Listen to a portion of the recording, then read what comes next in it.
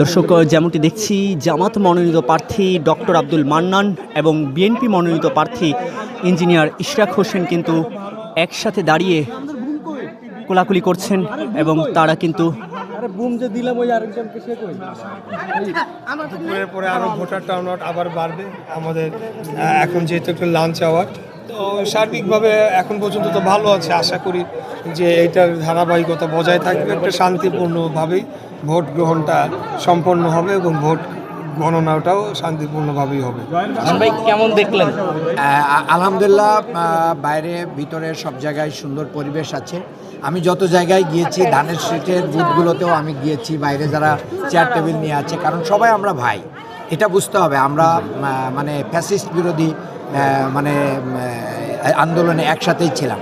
এখানে শান্তিপূর্ণ পরিবেশ বিরাজ করছে সকাল থেকে। আমি যতগুলো কেন্দ্রে গিয়েছি, তো সকালে ভোটার উপস্থিতি কম ছিল, বাট বেলা বাড়ার সাথে সাথে এটা বাড়তেছে।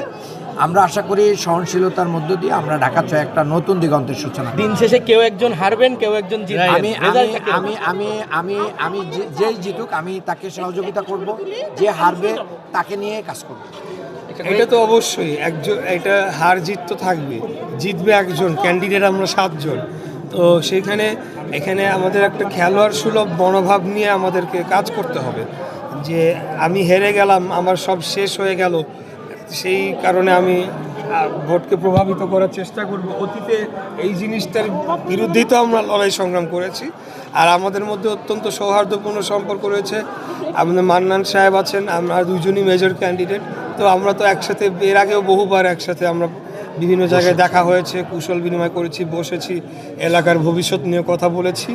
অ্যাকচুয়ালি আমরা একটা উদাহরণ সৃষ্টি করতে চেয়েছিলাম শুরুর থেকেই, যে অন্য আসনের যাই হোক না কেন, আমরা এখানে একটা শান্তিপূর্ণ প্রতিদ্বন্দ্বিতামূলক ইনক্লুসিভ গণতান্ত্রিক পলিটিক্স প্রতিষ্ঠা করতে চাই ঢাকা ছয়।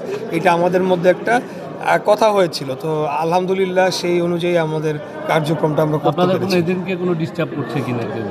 একদমই না, এই ধরনের কোনো ঘটনা সংক্রান্ত এবং বাইরে কোথাও কোনো ঝামেলা হয় না। কেন্দ্র ঝুঁকিপূর্ণ মনে করছেন কিনা?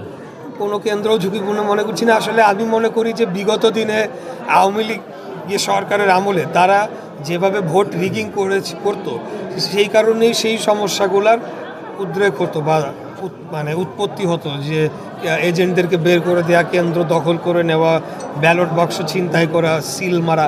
এখন তো আর সেটা নাই। এখন তো আমরা চাচ্ছি যে জনগণ তাদের নির্বাচিত প্রতিনিধিদেরকে ভোট দিয়ে আনুক। হ্যাঁ, আমাদের মধ্যে কম্পিটিশন চলমান রয়েছে, একে অপরের থেকে কিভাবে আরও ভালো কিছু দিতে চাই জাতিকে, জনগণকে, সেটা নিয়ে আমরা কথা বলছি। কিন্তু কোনোভাবেই আমরা আইনের লঙ্ঘন আমরা করছি। আচ্ছা ভাই, আপনি এই পর্যন্ত কতগুলো কেন্দ্র পরিদর্শন করেছেন? হবে 10-15টার মতো হবে। আমি পায়ে হেঁটে বের হয়েছি। আমি আমার ভোটটা দিয়ে আমি পায়ে হেঁটেই গোবিবাগ থেকে ওয়ারি হয়ে এখন সূত্রাপুরে এই কেন্দ্রগুলো দেখলাম। আমি পায়ে হেঁটেই সারাদিন আজকে। ভোটার উপস্থিতি কেমন দেখছেন? ভোটার উপস্থিতি এই মুহূর্তে একটু কম, দুপুরবেলা তো। আর আমাদের যারা পুরান ঢাকার মানুষ একটু দেরি করেও ওঠে ঘুম থেকে, আমার মনে হয় যে 2টার পর থেকে একটা ভোটার টার্নআউট আরও বেশি হবে। সকালে ভালো একটা টার্নআউট ছিল, 9টা, 10টা, 11টা। কারচুপির কোনো অভিযোগ পেয়েছেন কিনা এখন? একদমই না, একটাও পাই নাই। Thank you. থ্যাংক ইউ, সবাইকে ধন্যবাদ। Thank you.